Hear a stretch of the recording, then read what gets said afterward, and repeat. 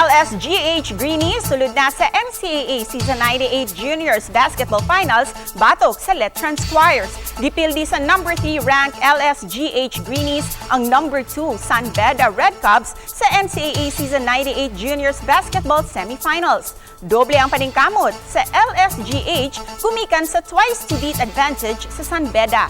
Mong sa ilang do-or-die game, nasakmit sa LSGH ang ikaduhang kadaugan sa defending champion San Beda 89-85. Sila na ang adunay kahigayunan nga makasangka sa Letran Squires alang sa kampyonato karong Lunes, Marso 13. Apan dugang pa sa rookie coach ug college basketball legend.